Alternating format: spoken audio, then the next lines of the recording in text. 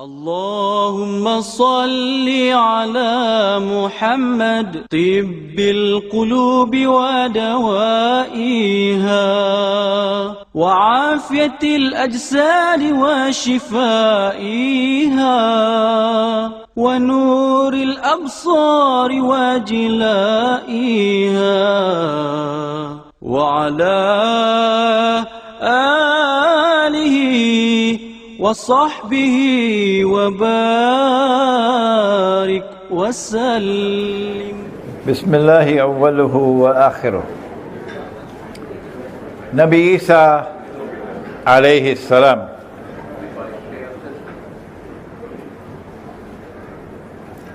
who was crucified? Was it Nabi Isa alayhi salam? Or was it his youngest student, or was it Judith? I don't know who is Judith.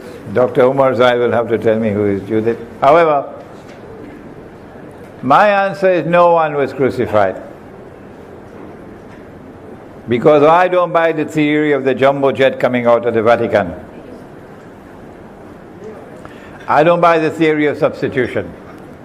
No. But I did say to you, if that's your choice, that's your choice. But you're going to have to answer to Allah on Judgment Day.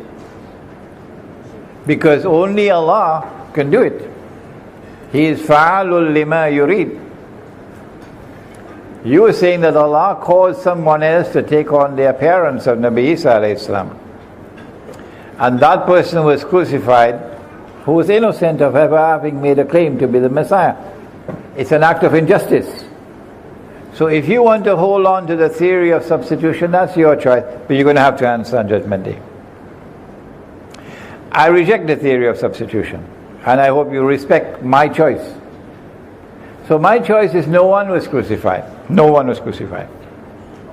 An attempt was made to crucify Nabi Isa alayhi salam, but it did not succeed.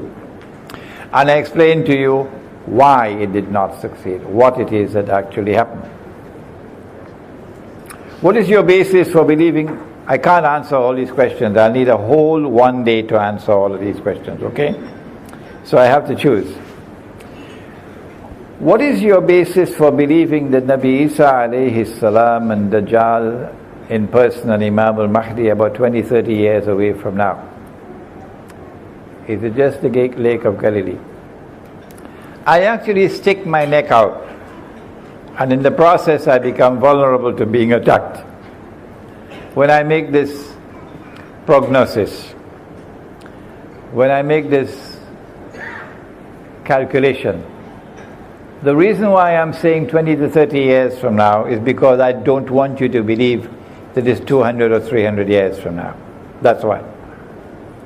I want you to get some feel of the urgency of time. And so feel of the moment in which you are now located, that is not far from now. I calculate that a day like a year was a long period of time. When the world experienced, among other things, Pax Britannica. And that a day like a month was a shorter period of time, in which the world experienced, among other things, Pax Americana. I'm a student of international relations, and therefore I have to explain Pax Britannica and Pax Americana. And I assume that Pax Judaica is going to succeed Pax Americana. Namely, Judaism is going to return to the world as the perfect religion. And mankind is going to be seduced into returning with the Jews to this golden age when the truth will once more come to clean up all the rubbish in the world. That's coming. Pax Judaica. And that Pax Judaica will be in the world for the briefest period of time. And it is at the end of Pax Judaica that Dajjal will have his khuruj. I calculate that it is only Allah who will determine when Imam al-Mahdi will make his appearance. It's Allah who will decide. And Allah will not send Imam al-Mahdi into the world to inform and declare to the world, I am the Imam. The Imam could be there. Nobody would know that he is the Imam. Maybe he himself would not know until Allah informs him. But the public declaration that I am the Imam al-Mahdi cannot take place until Dajjal has declared, I am the Messiah. Because if he declares, I am Imam al-Mahdi, every Jew and every Zionist know about the hadith on Imam al-Mahdi. Some of them know him better than you all. And so nobody is going to accept him as Dajjal, as the Mahdi. Sorry. Nobody is going to accept him as the Messiah. No one. Until he attacks and he kills Imam al-Mahdi.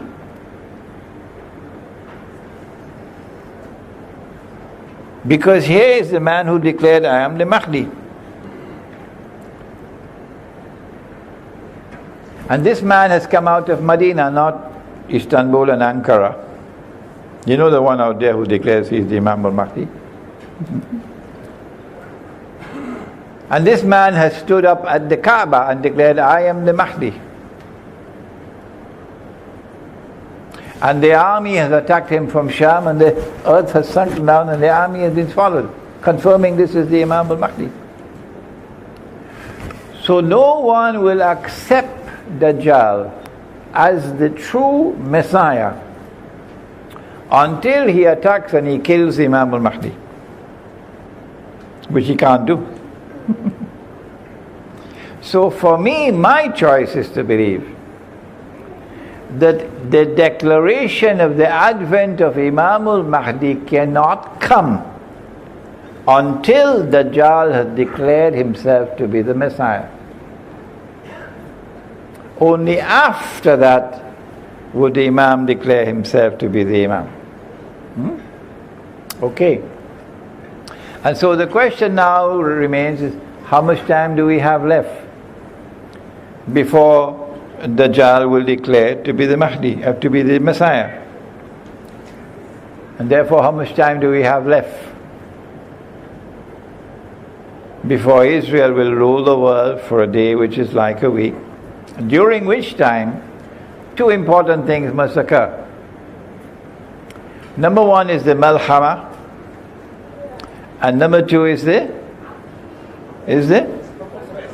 conquest of Constantinople. These are the two major events. The hadith is in the Sunan of Abi Dawood. The hadith is that the Prophet said, sallallahu ta'ala alayhi wasallam,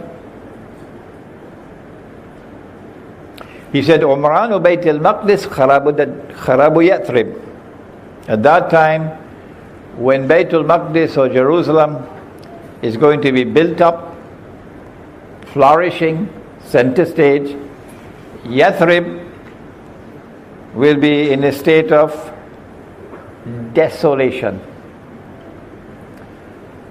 A scholar from Jordan contacted me to say, more than that, Sheikh. Over there the buildings are going up and over here the buildings are crumbling. They're destroying them. Kharabu Yathrib, Khuruj al-Malhama. When Yathrib is in a state of desolation, which it is today, that will be the time when the Malhama will take place, the Great War. Khuruj al-Malhama, Fathul Constantiniya. When the Great War takes place, that will be followed by the conquest of Constantinople. Fathul Constantiniya, Khuruj al-Dajjal. The conquest of Constantinople will then be followed by the advent of Dajjal. The release of Dajjal in the lifetime of the Prophet ﷺ is different from the khuruj of Dajjal which now takes place. I have made a calculated guess, and I can be wrong. But I see no harm in putting a figure of 20, 25, 30 years. Because if I'm wrong, it won't be by much. And by doing this, I'm able to impress upon you, it's not 200 or 300 years from now. I'm not the only one. There's so many other scholars in the world of Islam, so why pick on Imran Hosein? So many other scholars are saying, the Imam is already born. Probably have his birth certificate, some of them. Imam al-Mahdi is already born. We know where he is. Scholars of Islam are saying that, not me. Okay? So why pick on me?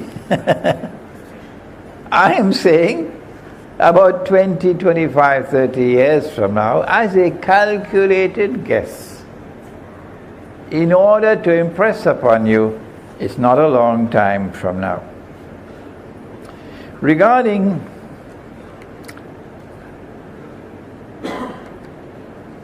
the stoning to death, the abrogation of the punishment of stoning to death in the Quran, I believe I have spoken on the subject with clarity.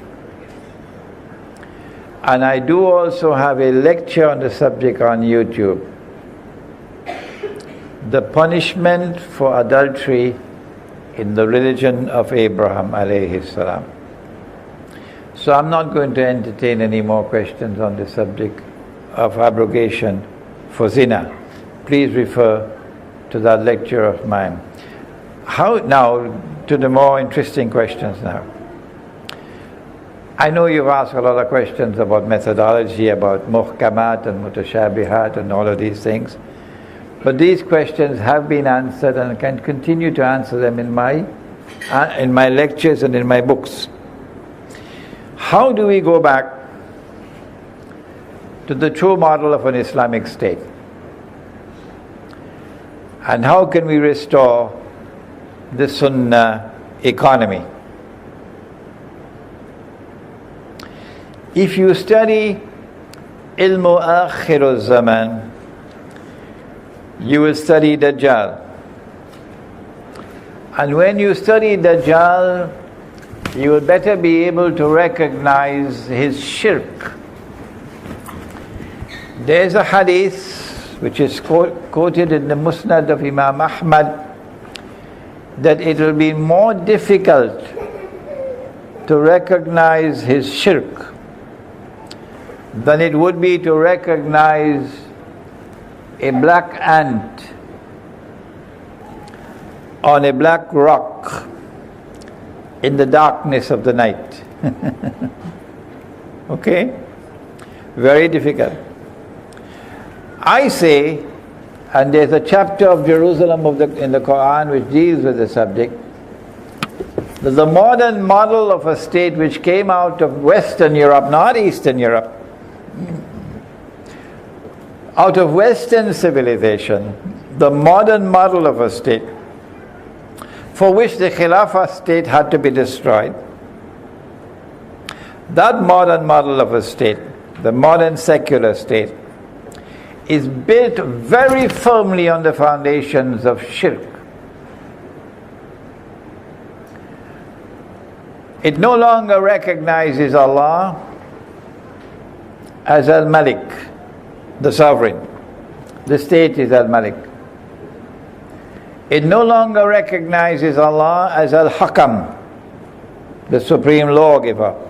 The state is Al-Hakam. It can take what Allah has made haram and make it halal. It's done it already. It can take what Allah has made halal and make it haram. It's done it already. What more do you need? What more do you need to recognize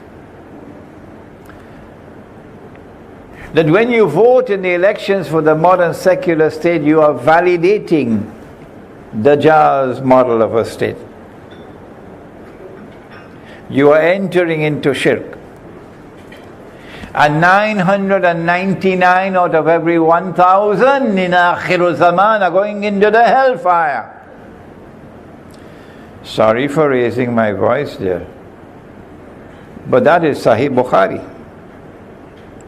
999 out of every 1,000 in Akhiru Zaman, because Gog and Magog is there, are going into the hellfire. You can only say 999 out of every 1,000 into the hellfire if you are Ar-Rahman and Ar-Rahim and Al-Ghaffar. You can only do it if it's because of shirk. Because Allah will forgive all sins except shirk. So the modern secular state is built on shirk. Can I destroy that modern secular state today around the world? Be realistic. I cannot. And so what do? I say, if I cannot establish Islam authentically at the macro level, let me do it at the micro level. If you have a better answer, let me hear your answer. Hizb ut-Tahrir says it is possible to do it at the macro level. I say, go ahead. I'm not stopping you. Go ahead. I never stopped you. But because of my knowledge of ilm akhir zaman, I come to the conclusion it's not possible at this time at the macro level. But 20, 25 years from now, they're going to be running. And they're going to be hiding behind trees and stones 20, 25 years from now.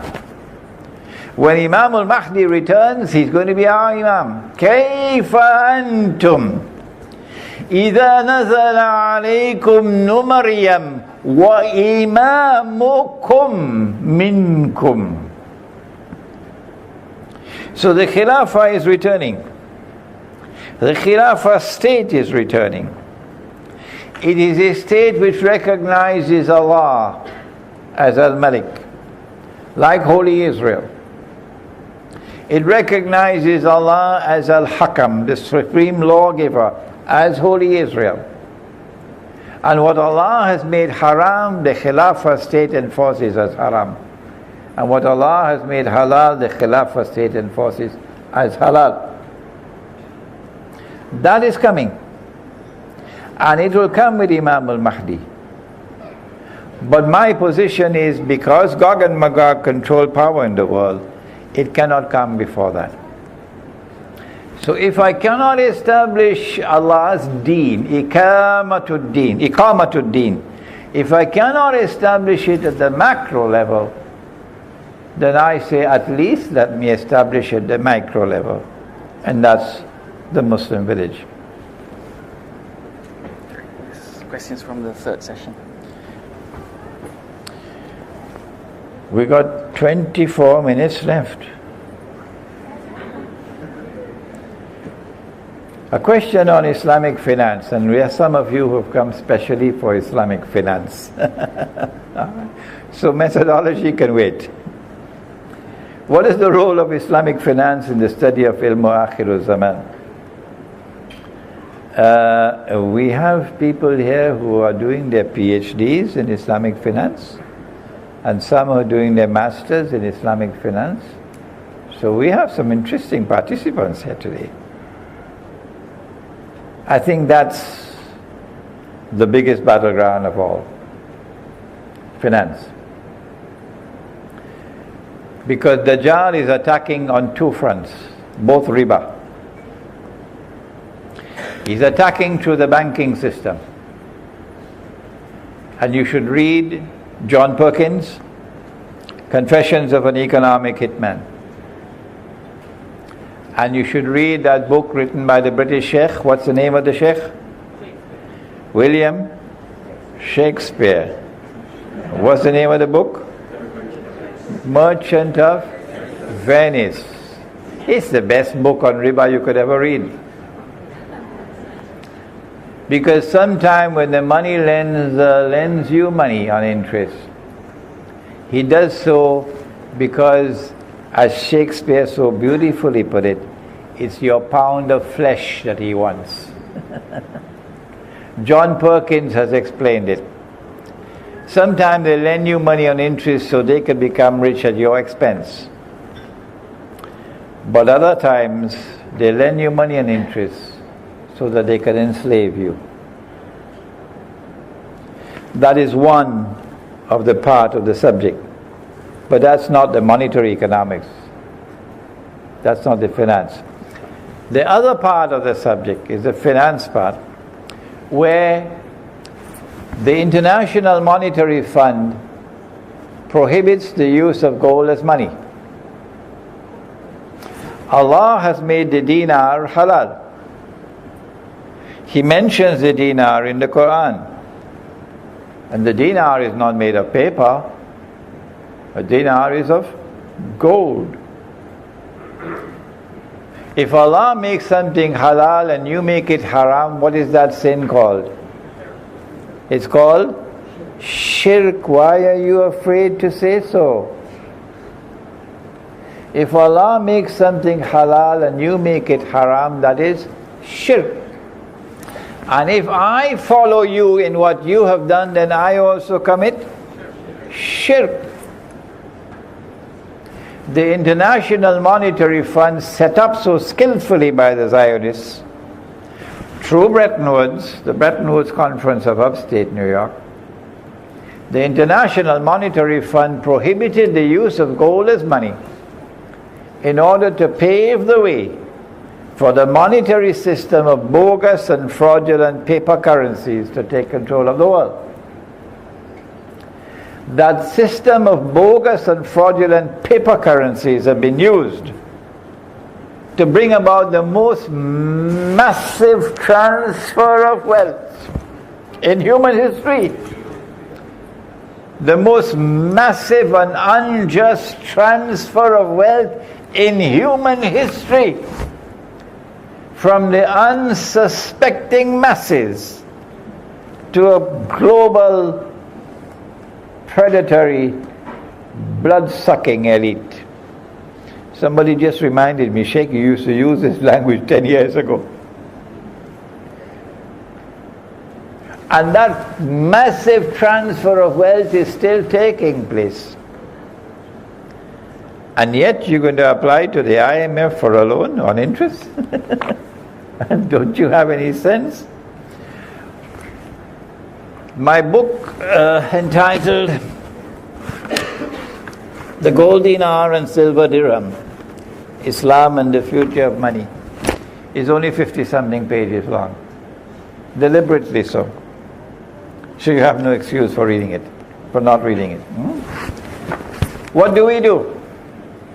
When you understand that to take a piece of paper, to print a picture on it, to put a number on it, and then to assign to that piece of paper an entirely fictitious value, is haram. Only Allah creates wealth out of nothing. And for you to attempt to create wealth out of nothing is shirk. So long as we remain attached to the world of paper currencies, which is now on its way out, and to the electronic monetary system or the digital monetary system which is coming to replace it, it's already there, we are going to be trapped in a money system of the world that they created and they control and they use to their advantage unjustly. We're going to be trapped in the equivalent of a financial Guantanamo. What do? This is what I could not complete in the last session. Answer.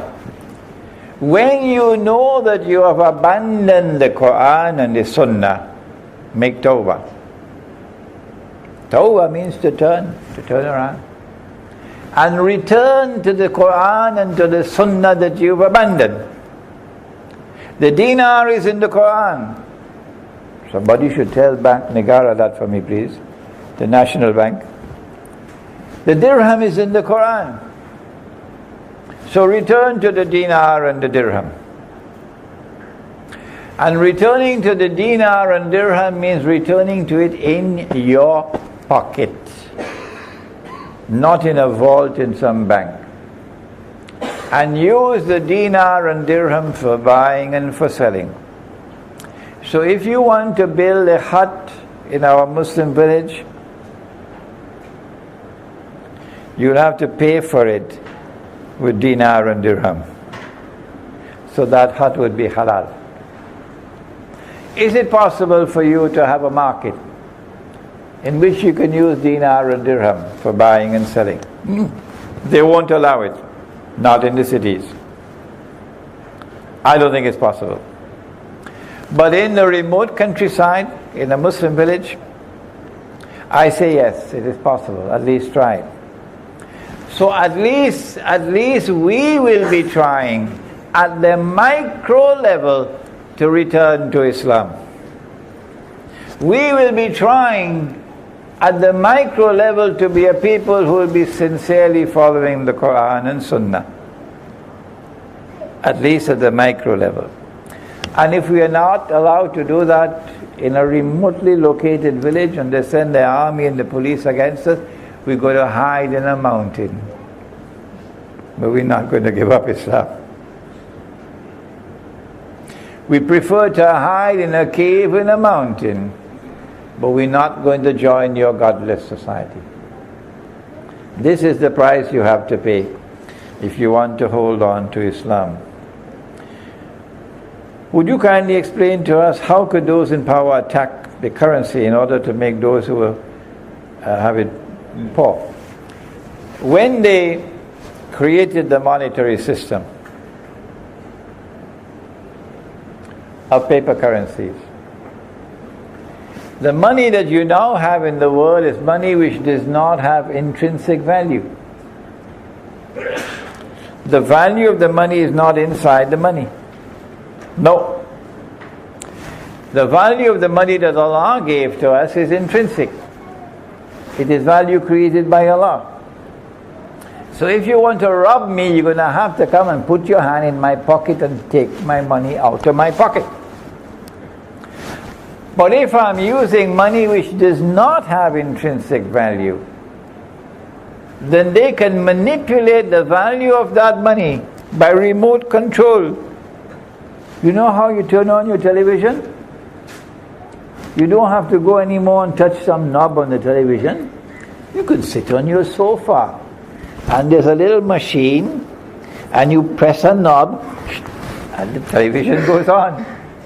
Remote control. Huh? Well, that's what they do. It's by remote control. And there are many, many different ways by which they can bring down the value of your money.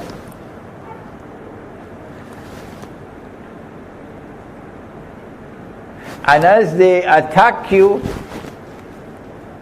and they cause the value of your money to decrease and decrease and decrease, there is a massive transfer of wealth from the unsuspecting masses to a predatory elite. In my book entitled The Prohibition of Riba in the Quran and Sunnah, I've actually given the example of what they did in the United States in 1933, was it, Muhammad? 33? When the American government banned the use of gold as money. So maybe if you go on my website, you'll be able to find that book. So the answer is they do it by remote control. They can manipulate prices. They can keep the price of gold artificially high now and bring it down later. And they can keep the price of silver artificially low now and bring it up later. Because it's no longer a free and a fair market.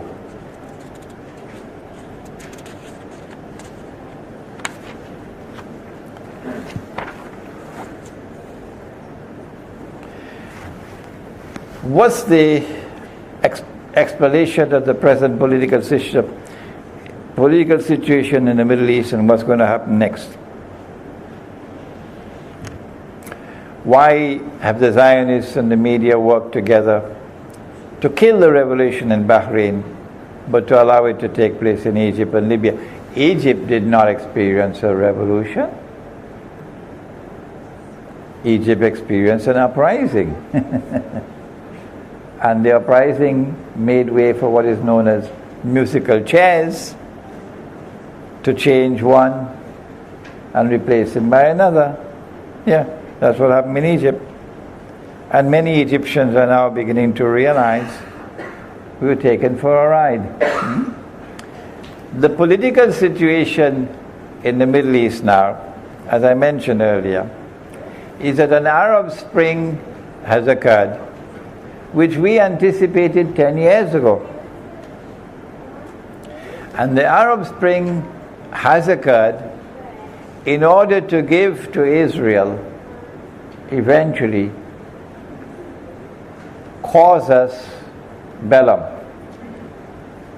a cause for waging war that will make Israel appear to be doing something which is just.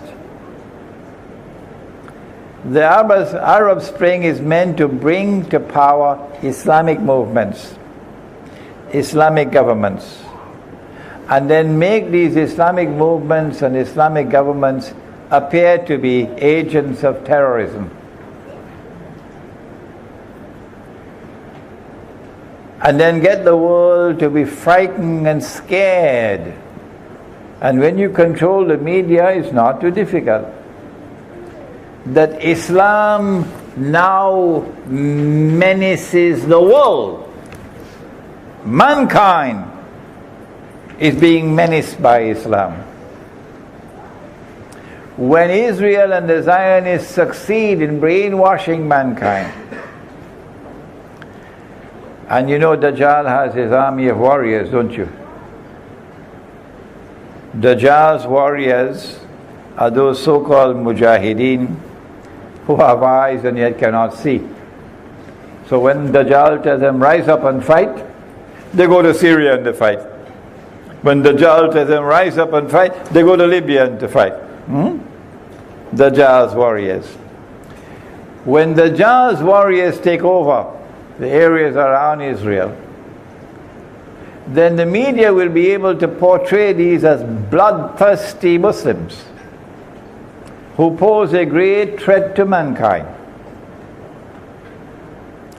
And therefore Israel will be acting not only on its own behalf, but on behalf of mankind, in saving mankind from this menace, from the threat of Islam that is a bloodthirsty religion. And then Israel can wage the wars that are already pre-planned. I explained this 10, 11 years ago. This is what's now happening. I would go on to say that I expect that the next move on the chessboard is likely to be an attack on Syria launched by Turkey. I hope I'm wrong. I really hope I'm wrong. I wish I'm wrong. But if they succeed and they get the Turkish armed forces to launch an attack on Syria, the Turkish armed forces could say, we're doing this on behalf of Sunni Islam, and use an attack on Syria to further ignite Sunni Shia civil war in Islam. I think, and I suspect, that is the master plan. To provoke Sunni Shia civil war, not just to take over Syria. And that Sunni Shia civil war, if it takes place, that's goodbye to Pakistan. The target is Pakistan, because Pakistan is the only Muslim country with nuclear weapons. And Israel cannot wage her great wars while there is a threat that Muslims can respond with a credible weapon, nuclear weapons. So Pakistan has to be attacked and denuclearized. The nuclear plants have to be destroyed. I wrote a Muslim response to the attack on America, there it is, 11 years ago. And in that booklet, I mentioned this analysis 11 years ago. When Pakistan is attacked and the nuclear plants are destroyed, the nuclear weapons are destroyed, then in order to ensure that Pakistan should never rise again to become a nuclear power, you're going to have to break up Pakistan into bits and pieces. But if that's the fate awaiting Pakistan, a similar fate awaits Egypt. A similar fate awaits Egypt. Because they have to take all that territory from the River Nile to the Euphrates and occupy it and make it part of the Holy Land. So what are you going to do with the Egyptian people? They're going to rise up. They're going to build themselves again into a formidable force. So in order to prevent that, you're going to have to break up Egypt into bits and pieces. And you're going to have to control them piecemeal. The Zionists in Libya controlling one part. The Zionists from Israel controlling another part. And then you have the south of the Sudan, which has now allied itself with Zionism, with Israel. So Israel will be attacked from three sides. Egypt will be attacked from three sides, and you have a blockade on the sea from the Mediterranean. A naval blockade. So there's no hope for Egypt. These are events that I see in the political landscape. The economic landscape is economic slavery. And the financial landscape is a financial Guantanamo. Isn't it not time for the world of Islamic scholarship to wake up? I'm doing my little piece, my little bit. But you have the work to do beyond when Allah calls me away. To do what you can to wake up the world of Islamic scholarship. Do we have any time for questions from the floor? Okay. 2018 for goodbye for the dollar. I didn't think it'd last that long. And 2025 for one world government when Israel takes over. Okay, that's interesting. Yes? Kashif, is it? Yes. Kashif. Assalamualaikum. You had mentioned about the next political move that is happening. Nowadays in the news we constantly hear about Israel threatening Iran. Is that the main target, or is that just a ruse? Is that just something to distract? Just curious. And if that happens, is that something going to set the whole region aflame? I have a lecture which I designed with great care. The Sunni, the Shia, and Akhiru Zaman.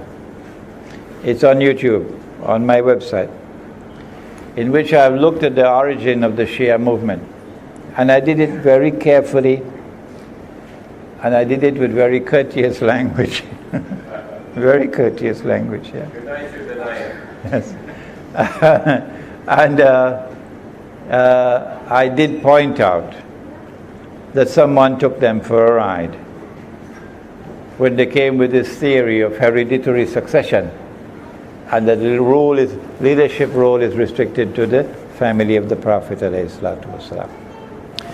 But I did say that when they stood up at Karbala, this was the most authentic expression of Islam on the face of the earth at Karbala. It stood up refusing to compromise in the face of oppression. This is Karbala.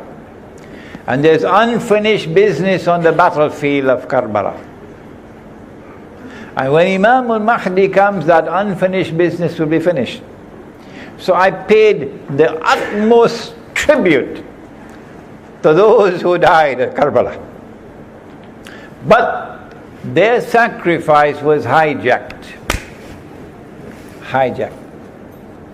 And this came into being, which is an inauthentic expression of Islam. And of course, many Shia were annoyed with me. Many Shia. But I think that when the attack on Iran does take place, it will not be basically because of any nuclear threat from Iran. No. It is because they want to bring about regime change in Iran. They want to bring about a change of the regime, because this regime in Iran and Islam has taught us to put a good meaning to things until you have evidence to the contrary. So when Iran overtly supports the cause of the Palestinians, when Iran publicly opposes Israel, when Iran enters and seeks an alliance with Russia, doing all the things which others are not doing, okay? We accept these things at face value. We put a good meaning. This is a regime, therefore, in Iran that they would like to change. And an attack on Iran would be for the purpose of bringing about such regime change that you'll have a regime in Iran which would betray Islam and enter into an alliance with Israel, similar to the monstrous betrayal of those who control power in Saudi Arabia. Saudi Arabia has today become an open ally of Israel. Qatar has today become an open ally of Israel. These are not Sunni states. These are the people who have betrayed Allah and His Messenger. That's what they want in Iran. Yes, Kinan from Syria. Last question, Kinan, you're lucky. Thank you very much. My question is in regards to Dabbatul Ard. Dabbatul Ard. The hadith of Tamim al-Dari goes to great detail in explaining the physical appearance of Dabbatul Ard, where you cannot tell its front from its end. It's covered with The hadith of Tamim al-Dari. No. Hadith of Tamim al-Dari speaks about the Jassasa. Okay. That's different from the Dabbatul Ard. Okay, go ahead. So the Dabbatul Ard, in one of your lectures, I'm confused about the concept of between Jassasa and Dabbatul Ard. Okay. So if you can just explain. Okay. Jassasa wala tajassasu. Suratul Hujurat. Wala tajassasu. Jassasa. Someone who spying. So the island where Dajjal is going to be located when he's released, and this is the book that deals with that subject, Jerusalem in the Quran. That island is an island with expertise in espionage, spying, James Bond kind of stuff. And I identified it as Britain. But Dabbatul Ard is another subject. And that is located in the Quran, Dabbatul Ard. The ahadith on Dabbatul Ard are so few that it is difficult to get a handle on the subject. I expressed an opinion. The Dabbatul Ard, or the creature, the beast of the Holy Land, is the state of Israel. But this is my opinion. And I warned you not to accept my opinion, didn't I? Until you're convinced that it is correct. But Sheikh Safar al-Hawali, Saudi Arabia, who is a sheikh I respect, he's a man who thinks. He's a man with insight. That's why he went to jail. Sheikh Safar wrote a book entitled Yawmul Ghadab. And in that book he says, this is my opinion, that the Dabbatul Ard is a Zionist movement. Between his opinion and my opinion is a line as short as this. Our two views are almost the same. But we are expressing an opinion. We can be right, we can be wrong, and Allah knows best. Okay? Allah fahab li taubata waghfir dhunubi fa innaka ghafiru dhanbi al-azim ilahi lasdu lil firdausi ala wa la